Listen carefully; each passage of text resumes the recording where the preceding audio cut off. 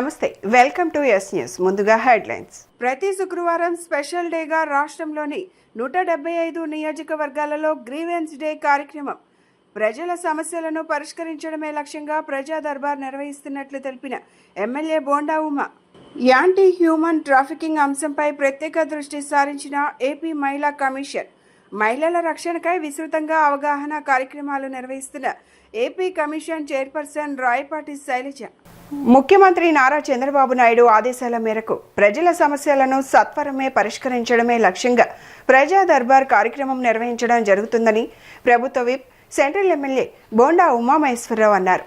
ప్రతి శుక్రవారం స్పెషల్ డేగా రాష్ట్రంలోని 175 నియోజకవర్గాలలో గ్రీవెన్స్ డేగా కార్యక్రమాన్ని ప్రజల నుంచి ఫిర్యాదులు స్వీకరించే విధంగా రూపొందించడం జరిగిందని, ప్రజా సమస్యలను త్వరగా పరిష్కరించేందుకు ప్రజా దర్బార్ మంచి వేదిక అయిందని చెప్పారు. సింగినగర్లోని సెంట్రల్ నియోజకవర్గ ఎమ్మెల్యే క్యాంపు కార్యాలయం నందు ప్రభుత్వ విప్ నియోజకవర్గ శాసనసభ్యులు బోండా ఉమామహేశ్వరరావు ప్రజల సమస్యల స్వీకరణ మరియు పరిష్కారాల కోసం ప్రజా దర్బార్ కార్యక్రమం నిర్వహించి వచ్చినటువంటి అర్జీలను తీసుకోవడం జరిగింది. ఈ సందర్భంగా బోండా ఉమా మాట్లాడుతూ, ముఖ్యమంత్రి వర్యులు నారా చంద్రబాబు నాయుడు ఇచ్చిన ఆదేశాల మేరకు ప్రజల సమస్యలను త్వరితగతిన పరిష్కరించే లక్ష్యంతో తాను సెంట్రల్ నియోజకవర్గ ఎమ్మెల్యే కార్యాలయం నిత్యం పనిచేస్తుందని, ప్రతి శుక్రవారం స్పెషల్ డేగా రాష్ట్రంలోని 175 నియోజకవర్గాలలో గ్రీవెన్స్ డేగా కార్యక్రమాన్ని ప్రజల నుంచి ఫిర్యాదులు స్వీకరించే విధంగా రూపొందించి నేరుగా ఎమ్మెల్యేలు, ఎంపీలు, ప్రజలు తమ కష్టాలను, అవసరాలను నేరుగా తమ దృష్టికి తీసుకురావడానికి ఒక వేదిక అని చెప్పారు. వైసీపీ ప్రభుత్వంలో అభివృద్ధికి నోచుకున్నటువంటి విజయవాడ సెంట్రల్ నియోజకవర్గం 63వ డివిజన్ న్యూ రాజీవ్ నగర్ తెలుగు తల్లి పార్క్ను అందుబాటులోకి తీసుకొచ్చిన ఘనత సెంట్రల్ విప్ ప్రభుత్వ ఎమ్మెల్యే బోండా ఉమామహేశ్వరరావుకే దక్కుతుందని టీడీపీ యువ నాయకులు బోండా సిద్ధార్థ అన్నారు. ఎన్డీఏ కూటమి ప్రభుత్వం ఏర్పడిన తరువాత సెంట్రల్ నియోజకవర్గం అభివృద్ధి పదంలో దూసుకెళ్తోందని చెప్పారు. విజయవాడ సెంట్రల్ నియోజకవర్గం 63వ డివిజన్ న్యూ రాజీవ్ నగర్ తెలుగు తల్లి పార్క్ నందు తెలుగుదేశం పార్టీ యువ నాయకులు బోండా సిద్ధార్థ నాడు సమస్యలు నేడు పరిష్కారాలు కార్యక్రమాన్ని చేపట్టి ఉదయాన్నే పార్క్ నందు వాకర్స్తో మరియు షటిల్ ఆడేవారితో నాడు వైసీపీ ప్రభుత్వంలో అభివృద్ధికి నోచుకోనటువంటి ఈ పార్కును 2024లో ఎన్డీఏ కూటమి ప్రభుత్వం సెంట్రల్ నియోజకవర్గ శాసనసభ్యులు బోండా ఉమామహేశ్వరరావు గెలుపొందిన తర్వాత 9.60 లక్షల రూపాయలతో పార్కు అభివృద్ధిని ఏ విధంగా చేపట్టారు అనేది ప్రజల నుండే తెలుసుకోవడం జరిగింది. ఈ సందర్భంగా బోండా సిద్ధార్థతో పార్కులోని వాకర్స్ మాట్లాడుతూ, గత వైసీపీ ప్రభుత్వంలో ఈ పార్కు దుస్థితి చాలా అధ్వానంగా ఉండేదని, బోండా ఉమామహేశ్వరరావు అధికారంలోకి వచ్చినటువంటి అతి తక్కువ సమయంలోనే నియోజకవర్గంలోని పార్కులు అభివృద్ధితో పాటు తెలుగు తల్లి పార్కును కూడా అభివృద్ధి చేశారని చెప్పుకొచ్చారు. నగరంలో పెరుగుతున్న దోమల సమస్యను నియంత్రించేందుకు ప్రతి ఇంట్లో ఫ్రైడేను డ్రై డేగా పాటించాలని విజయవాడ నగరపాలక సంస్థ బయాలజిస్ట్ వి కామేశ్వరరావు అన్నారు. శుక్రవారం విఎంసీ కాలనీలో ఫ్రైడే డ్రై డే కార్యక్రమం నిర్వహించి ఆ ప్రాంతంలో గల ప్రజలకు అవగాహన కల్పించారు. ఈ సందర్భంగా బయాలజిస్ట్ వి కామేశ్వరరావు మాట్లాడుతూ, నగరంలో దోమల సమస్యలను నియంత్రించేందుకు విజయవాడ నగరపాలక సంస్థ విస్తృతమైన చర్యలు తీసుకుంటుందని, అందులో భాగంగా నగరంలో ఉన్న కాలువల్లో పూడికలు తొలగించి నీటి ప్రవాహం ఎక్కడ ఆగకుండా చూసుకుంటున్నారని, ట్రాక్టర్ మెషిన్తో బోట్ల సహాయంతో సిబ్బంది కాలువల్లో పర్యటించి గుర్రపు డెక్కలను, వ్యర్థాలను తొలగిస్తున్నారని, సిబ్బంది వెళ్లలేని చోట డ్రోన్నే పంపించి ఎంఎల్ ఆయిల్స్ స్ప్రే చేసి దోమల లార్వా ఉత్పన్నమవకుండా చర్యలు తీసుకుంటున్నామని అన్నారు. కృష్ణా జిల్లా అవనిగడ్డలో ఆర్టీసీ డ్రైవర్పై ఓ మహిళా ప్రయాణికురాలు చెప్పుతో దాడికి దిగిన ఘటన స్థానికంగా సంచలనం రేపింది. విజయవాడ వెళ్లేందుకు పులిగడ్డ బ్రిడ్జ్ వద్ద సుమారు అరగంటకు పైగా ప్రయాణికులు వేచి చూశారు. ఆ సమయంలో అటుగా వచ్చిన ఆర్టీసీ బస్ను ఆపాల్సిందిగా ఓ మహిళా ప్రయాణికురాలు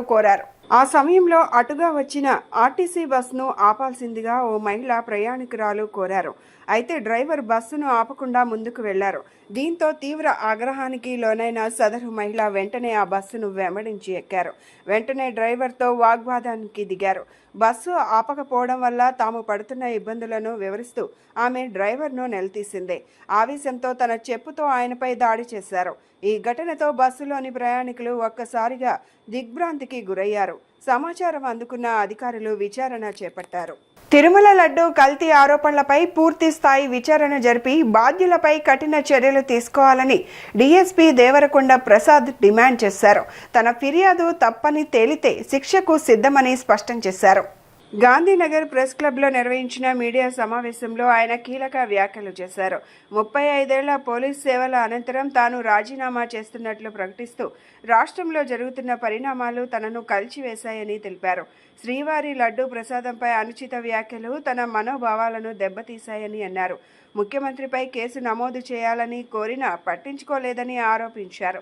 గవర్నర్ను కలిసే అవకాశం లేకపోవడంతో హైకోర్టును ఆశ్రయించినట్లు చెప్పారు.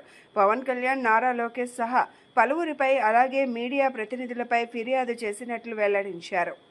ఓం నమో వెంకటేశాయ, జై శ్రీరామ్, జై ఏకలవ్య మహారాజ్. అందరికీ నమస్కారములు. ఆంధ్రప్రదేశ్ ప్రజానీకానికి నమస్కారములు. పత్రికా మిత్రులందరికీ నమస్కారములు. ఈరోజు ఈ ప్రెస్ కాన్ఫరెన్స్ పెట్టడానికి 2 కారణాలు ఉన్నాయి. ఒకటి, నేను నా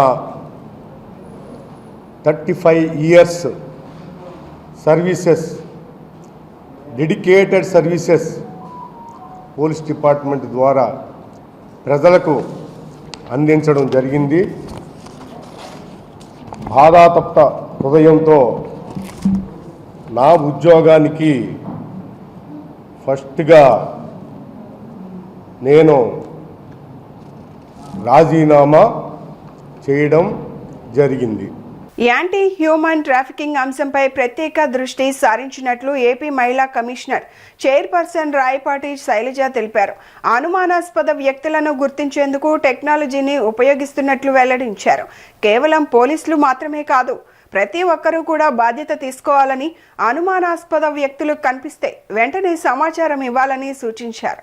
ఆంధ్రప్రదేశ్లో మనుషుల అక్రమ రవాణాపై అవగాహన పెంచేందుకు ఏపీ మహిళా కమిషన్ చైర్పర్సన్ రాయపాటి శైలజ కీలక కార్యక్రమాలు చేపడుతున్నారు.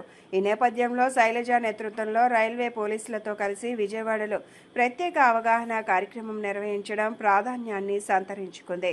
ఈ కార్యక్రమంలో రైల్వే డివిజనల్ అధికారులతో కలిసి పనిచేస్తున్నామని, ముఖ్యంగా యాంటీ హ్యూమన్ ట్రాఫికింగ్ అంశంపై ప్రత్యేక దృష్టి సారించినట్లు రాయపాటి శైలజ తెలిపారు. ట్రాఫికింగ్ బాధితులను గుర్తించడం మాత్రమే కాకుండా వారిని సైకలాజికల్గా ఎలా డీల్ చేయాలో కూడా ఈ కార్యక్రమంలో వివరించామని రాయపాటి శైలజ పేర్కొన్నారు.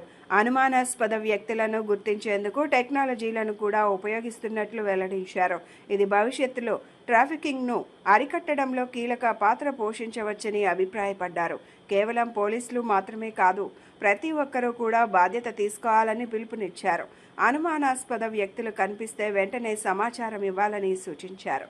ఆంధ్రప్రదేశ్ ఉమెన్ కమిషన్ అలాగే రైల్వే వాళ్ళతో కలిపి డివిజన్ రైల్వే మేనేజర్ షణ్ముగం గారితో కలిపి ఈరోజు అది ఇందాక చెప్పినట్టు అందరు స్టేక్ హోల్డర్స్, ఆర్పిఎఫ్, జిఆర్పి, అలాగే డబ్ల్యూసిడి డిపార్ట్మెంట్, సిడబ్ల్యూసి, సల్సా, డాల్సా వీళ్ళందరినీ కూడా పిలిచి యాంటీ హ్యూమన్ ట్రాఫికింగ్ మీద ఈరోజు సెషన్ పెట్టడం జరిగింది. దీనికి పిఎం నాయర్ గారని రిటైర్డ్ ఐపీఎస్, డిఐజీ, ఎన్డీఆర్ఎఫ్, ఆయన ఎక్స్పర్ట్ అనమాట యాంటీ హ్యూమన్ ట్రాఫికింగ్. ఆయన ఇండియా కూడా స్టేట్ వైజ్ అన్ని స్టేట్స్ తిరుగుతూ అంటే ఎలా చేయాలి, ఏంటి ఇన్వెస్టిగేషన్ ఎలా చేయాలి, విక్టిమ్తో ఎలా మాట్లాడాలి, వాళ్ళ నుంచి ఇన్ఫర్మేషన్ ఎలా రాబట్టాలి. ఎందుకంటే చాలామంది ట్రామాకు గురవుతారు కాబట్టి మనం అడిగిన వెంటనే చెప్పరు. సో మనం ఎలా విక్టిమ్తో మాట్లాడాలి, అలాగే కన్విక్షన్ రేట్ పెంచడం, ఇవన్నీ కూడా వాటి మీద చెప్పడం జరిగింది. ఆంధ్రప్రదేశ్లో చూస్తే ఇంతకుముందు కంపేర్ చేసి ఇప్పుడు మనకి చాలా వరకు కూడా కేసెస్ తగ్గినాయి. ఒకటి ఏంటంటే ఎఫెక్టివ్ ఆర్పిఎఫ్ వీళ్ళు డిటెక్షన్ కానివ్వండి, కేసెస్ డిటెక్ట్ చేయడం, సస్పీషియస్గా ఉన్న వాళ్ళు ఏమైనా పట్టుకోవటం, అలాగే డిజిటల్ యూజ్ కానివ్వండి, ఏఐ యూజ్ కానివ్వండి, అలాగే పాజిటివ్ పోలీసింగ్. శక్తి యాప్ కూడా ఒక్కొక్కసారి కొన్నిసార్లు హెల్ప్ చేస్తుంది ఇలాంటి వాటి కేసెస్లో.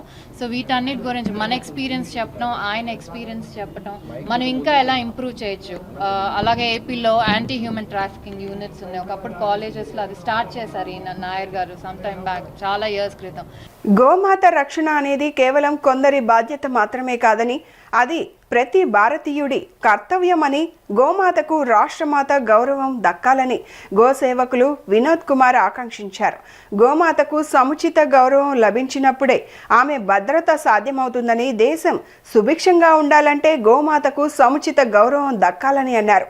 గోమాతకు సముచిత గౌరవం కోసం ఈ నెల 27న విజయవాడలో జరిగే భారీ ర్యాలీలో ప్రజలందరూ స్వచ్ఛందంగా పాల్గొని ఈ మహోద్యమాన్ని జయప్రదం చేయాలని ఆయన పిలుపునిచ్చారు. ఏప్రిల్ 27వ తేదీన దేశవ్యాప్తంగా గో సమ్మాన్ దినోత్సవం నిర్వహించుకున్న కార్యక్రమానికి సంబంధించిన కరపత్రాన్ని గవర్నర్పేటలోని సంస్థ కార్యాలయంలో ఆవిష్కరించారు. ఈ సందర్భంగా గో సేవకులు వినోద్ కుమార్ మాట్లాడుతూ, గోమాతకు సమాజంలో తగిన గౌరవం, రక్షణ, సేవలు అందించాలనే సత్సంకల్పంతో గో సమ్మాన్ అభియాన్ ఉద్యమం దేశవ్యాప్తంగా ఉధృతమవుతోందన్నారు. గోమాతకు కేవలం రక్షణ మాత్రమే కాకుండా సముచిత గౌరవం లభించినప్పుడే ఆమె భద్రత సాధ్యమవుతుందని వినోద్ కుమార్ స్పష్టం చేశారు. ఈ పవిత్ర ఆశయ సాధన కోసం దేశవ్యాప్తంగా ఉన్న 780 జిల్లాలు మరియు వేల సంఖ్యలో ఉన్న తహసీల్ కార్యాలయాల పరిధిలోని గ్రామాలు, మండలాల నుండి పెద్ద ఎత్తున సంతకాల సేకరణ చేపడుతున్నట్లు వెల్లడించారు.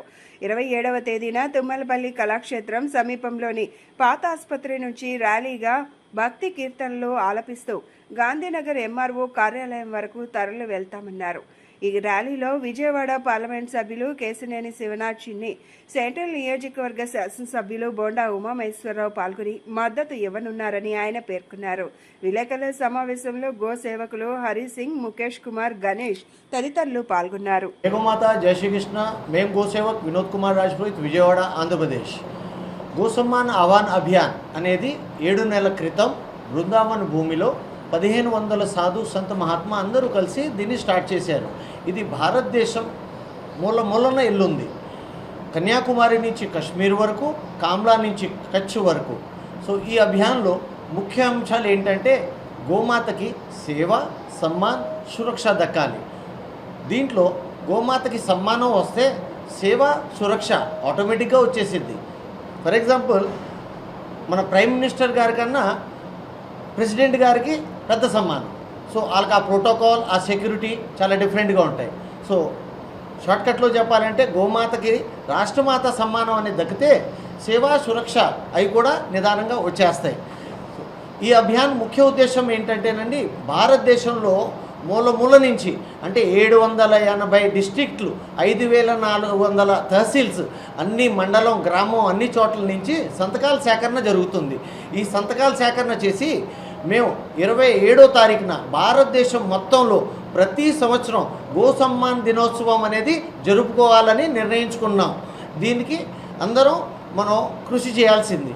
సో 27వ తారీఖున ఈ సంతకాల సేకరణ చేసిన పేపర్సు వినతి పత్రంలో మన ప్రైమ్ మినిస్టర్ గారికి, ప్రెసిడెంట్ గారికి, ఆంధ్రప్రదేశ్ గవర్నర్ గారికి, మన honourable chief minister Chandrababu Naidu గారికి వినతి పత్రాలతో ఈ సంతకాల సేకరణ పేపర్స్ గోపూజ చేసి గోశాలలో అక్కడి నుంచి ఓల్డ్ గవర్నమెంట్ హాస్పిటల్ నుంచి ఎంఆర్ఓ ఆఫీస్ వరకు కీర్తనం చేసుకుంటూ ప్రోటోకాల్, లా అండ్ ఆర్డర్ని పాటించుకుంటూ అందరం చక్కగా అక్కడికి వెళ్ళి ఎంఆర్ఓ గారికి ఇవి అందజేస్తాం. ఆంధ్రప్రదేశ్ ఇంటర్ పరీక్షా ఫలితాలలో విజయవాడ గాంధీజీ మహిళా కళాశాల ప్రభంజనం సృష్టించిందని కళాశాల ప్రిన్సిపల్ ఎం రమణశ్రీ అన్నారు. అతి తక్కువ ఫీజుతో ఉన్నత ప్రమాణాలతో పేద మరియు దిగువ మధ్యతరగతి ఆడపిల్లలకు విద్యను అందించే సేవా దృక్పథంతో తమ కళాశాల ప్రారంభించడం జరిగిందని, గత 35 సంవత్సరాలుగా ఎంతో మంది విద్యార్థులను ప్రతిభావంతులుగా తీర్చిదిద్దుతున్నామని, 100% ప్లేస్మెంట్స్ లక్ష్యంగా ముందుకు వెళ్తున్నామని ఆమె చెప్పారు. ఆంధ్రప్రదేశ్ ఇంటర్ పరీక్షా ఫలితాల్లో విజయవాడ గాంధీజీ మహిళా కళాశాల ఉత్తమ ఫలితాలు సాధించడంతో కళాశాల ప్రిన్సిపల్ ఎం రమణశ్రీ హర్షం వ్యక్తం చేశారు. ఈ సందర్భంగా ఆమె మాట్లాడుతూ 35 సంవత్సరాల క్రితం విజయవాడ వన్ టౌన్లోనే మొట్టమొదటి మహిళా కళాశాలగా గాంధీజీ మహిళా కళాశాల ఆవిర్భవించిందని తెలిపారు. అతి తక్కువ ఫీజుతో ఉన్నత ప్రమాణాలతో పేద మరియు దిగువ మధ్యతరగతి ఆడపిల్లలకు విద్యను అందించే సేవా దృక్పథంతో తమ యాజమాన్యం ఈ కళాశాలను నెలకొల్పడం జరిగిందన్నారు. ఎస్సీ, ఎస్టీ, బీసీ, మైనార్టీ, ముస్లిం మైనార్టీ విద్యార్థులు మరియు ఈడబ్ల్యూఎస్ స్టూడెంట్స్కు విద్యతో పాటు స్కిల్ కోర్స్ నేర్పించడం ద్వారా ఉత్తమ ర్యాంకులను సాధించడం మరియు 100% ప్లేస్మెంట్ను సాధించేలాగా వారిని తీర్చిదిద్దుటకు తమ experienced faculty, well stocked libraries and technology ల్యాబొరేటరీస్తో తరగతులను నిర్వహించడం జరుగుతుందన్నారు.